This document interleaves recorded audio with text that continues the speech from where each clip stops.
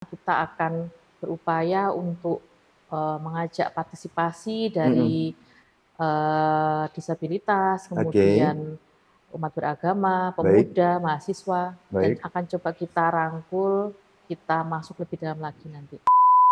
Masyarakat itu bisa melapor Mhm. kepada Mhm. kami pengawas, baik di pengawas tingkat kelurahan, kecamatan, ataupun di Bawaslu. Itu unsurnya harus lengkap ya, termasuk siapa yang disangkakan, siapa Iya, yang lengkap jadi ya, ada kronologi dan lain pelapor, sebagainya. contoh ada kasus perusakan seperti itu, Mhm. tapi Mhm. tidak bisa menunjukkan siapa yang merusak, ya Mhm. nanti laporan itu tetap kita terima. Baik. Nanti kita coba lakukan penelusuran. Mhm mhm mhm.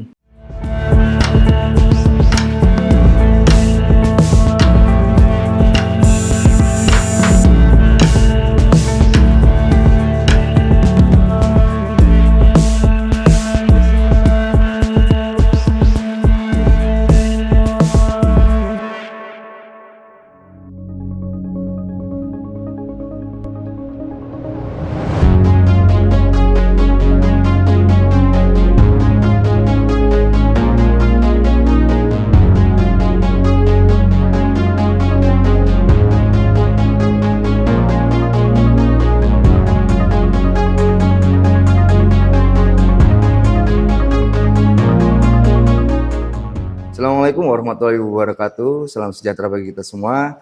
Salam Om Swastiastu, Namo Buddhaya, salam kebajikan. Jumpa lagi bersama saya Randy Niko Ramanda, jurnalis harian Surya yang Tribun Jatim Network. Bertempat di kantor Bawaslu Kota Kediri. Saat ini saya sudah bersama Komisioner Bawaslu Kota Kediri, Mbak Revani Sasmita Ninggulan. Untuk tahu apa saja persiapan Bawaslu Kota Kediri menjelang Pilkada Serentak 2024, langsung saja kita sapa beliau. Assalamualaikum warahmatullahi wabarakatuh, Mbak. Waalaikumsalam warahmatullahi wabarakatuh. Bagaimana kabarnya? Alhamdulillah, baik Baik, Mas. Mbak. Baik, Mbak. Langsung saja. Saat ini Bawaslu sedang mempersiapkan tahapan apa sih, Mbak, untuk menyambut Pilkada Serentak 2024? Baik, untuk sekarang Ya. kita masih di proses rekrutmen Oke. untuk penyelenggara ad hoc. Ya. Baik.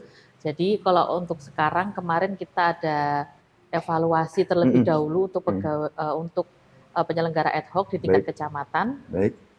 Jikalau memang mereka ketika dievaluasi, Mhm. kemudian mereka mendapatkan penilaian yang sudah sesuai kriteria, mereka Mhm. akan lanjut. Tapi Oke. kalaupun memang nanti nilainya belum memenuhi kriteria, kita Mhm. akan rekrutmen baru. Oh Adakan gitu. rekrutmen baru. Jadi memang lagi di tahapan itu ya, Mbak ya. Iya. Mungkin untuk menjelang Pilkada Serentak ini, mungkin ada syarat-syarat khusus yang ditekankan kepada para calon PPK atau Panwascam ini, ada nggak syarat khusus? Mengingat netralitas penyelenggara kan Iya.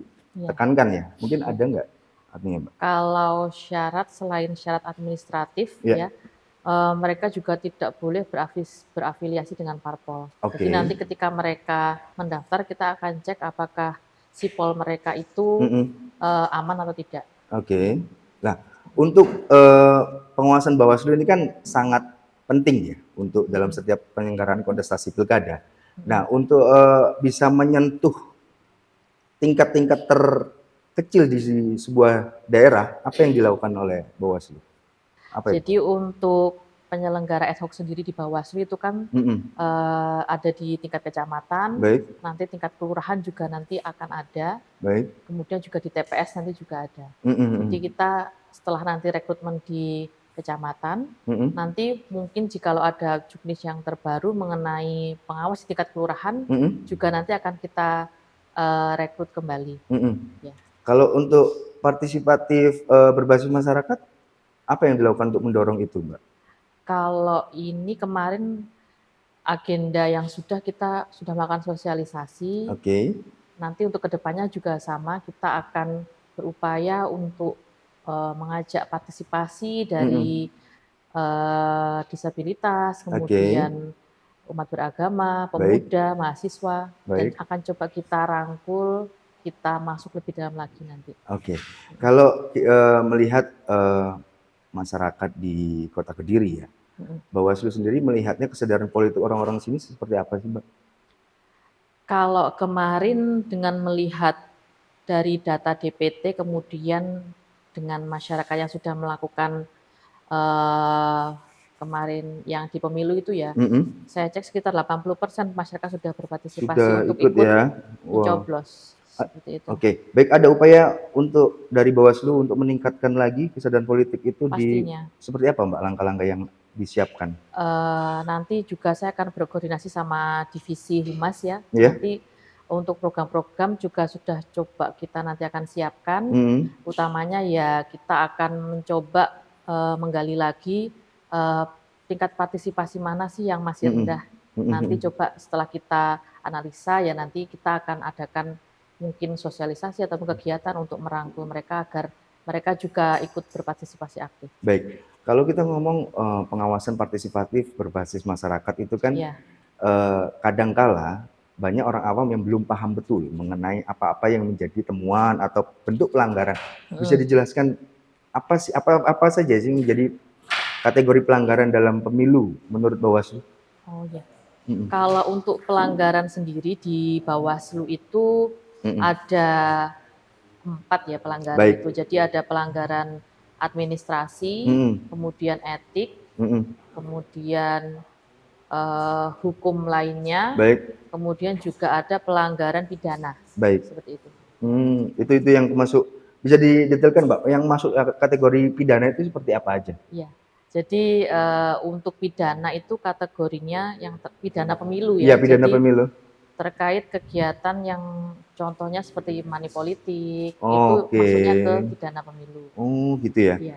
Kalau ada nggak kanal khusus untuk masyarakat yang ingin melaporkan temuan-temuan mereka?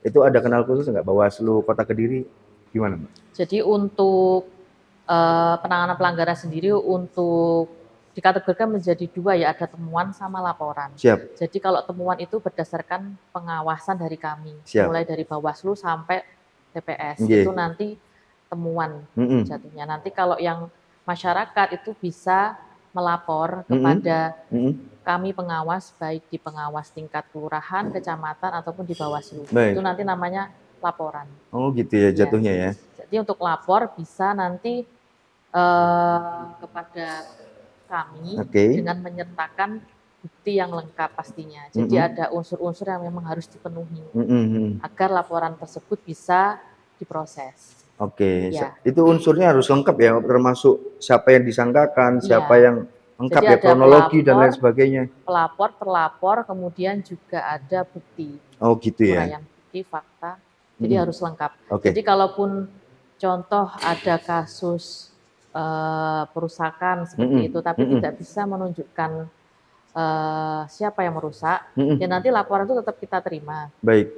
Nanti kita coba lakukan penelusuran. Nanti ya itu harus butuh proses waktu yang lama. Baik, baik. Kalau kita bicara soal pengawasan ya, untungnya Kota Kediri nggak terlalu luas daerahnya. Nah, kalau untuk menyentuh di titik, tapi tetap ada batasan di mana orangnya terkendala, maksudnya terbatas. Nah, mungkin ada solusi dari atau trik dari Bawaslu untuk bisa mencapai titik-titik itu selain menggunakan Panwaslu tingkat desa dan kelurahan, ada nggak Pak? Atau melibatkan RT atau melibatkan Karang Taruna misal atau kayak gimana? Kalau pengawasan ya sebelumnya memang kita sudah upayakan melibatkan seperti kayak Babinsa seperti itu. Jadi di teman-teman tingkat kecamatan biasanya juga melakukan koordinasi dengan keamanan yang ada di kelurahan. Terus kemudian di tingkat RT biasanya juga teman-teman dari kelurahan juga berkoordinasi. Oke. Mbak, kalau kemudian ada apa yang menjadi evaluasi dari Bawaslu Kota Kediri terhadap pelaksanaan Pileg dan Pilpres lalu yang kemudian menjadi catatan agar tidak terjadi lagi di Pilkada serentak 2024 mendatang? Ya, kemarin mungkin ini ya, ada laporan terkait perusakan APK. Nah, ini kami himbau juga untuk masyarakat ataupun untuk rekan-rekan di luar sana, untuk perusakan APK itu sebenarnya hal yang dilarang Baik. karena nanti apabila hal itu terbukti jatuhnya ke pidana. Oh gitu ya? Ya, jadi karena perusakan APK itu larinya ke pidana, nanti pun hukumannya juga ada hukuman pidananya. Berarti itu merusak barang pribadi lah ibaratnya, Iya. bahasanya begitu ya? Oke. Kalau netralitas ASN ada nggak Pak dalam kemarin itu? Kalau kemarin juga ada laporan masuk terkait netralitas ASN. Ini juga perlu dihimbau juga ya untuk ASN menjaga netralitasnya. Jadi kemarin himbauan juga sudah kami luncurkan. Baik. Jadi hal sepele saja mengenai gestur itu pun juga harus wajib diikuti peraturannya bahwa ASN memang tidak diperbolehkan untuk mungkin berfoto, ada gestur, ya lebih baik dihindari saja. Oke. Kalau kita saat ini kan sedang ada di era digital, di mana banyak berbagai berita yang berseliweran, utamanya informasi-informasi hoax. Mungkin Bawaslu Kota Kediri ada nggak trik khusus untuk mengatasi hal ini? Informasi hoax kemarin dari divisi Humas juga sudah memberikan himbauan kepada masyarakat juga. Jadi terkait hoax pun juga nanti juga bisa diproses ya, karena nanti ranah juga ke cyber kan. Oke. Artinya memang perlu konfirmasi ulang ya terhadap kebenaran pemberitaan itu gitu ya. Baik, Mbak, ini sudah masuk di sesi terakhir. Saya minta waktunya Mbak untuk memberikan wejangan atau ajakan atau imbauan kepada calon-calon pemilih untuk Pilkada serentak 2024 mendatang. Monggo silakan. Untuk pemilu kada 2024, mari masyarakat Kota Kediri pada khususnya dan masyarakat sekitar Kediri pada umumnya, kita jaga Kota Kediri dengan pemilu yang kondusif, kemudian kita tolak money politik, kita jaga kondusivitas Kota Kediri, dan untuk ASN, rekan-rekan ASN, mari kita jaga netralitas agar tercapainya pemilu yang aman dan kondusif. Terima kasih. Terima kasih Mbak. Baik Tribuners, itu tadi bincang santai saya dengan Komisioner Bawaslu Kota Kediri. Semoga bisa diambil manfaat dan hikmahnya. Akhirul kalam, saya Randy Niko Ramanda, pamit. Assalamualaikum warahmatullahi wabarakatuh.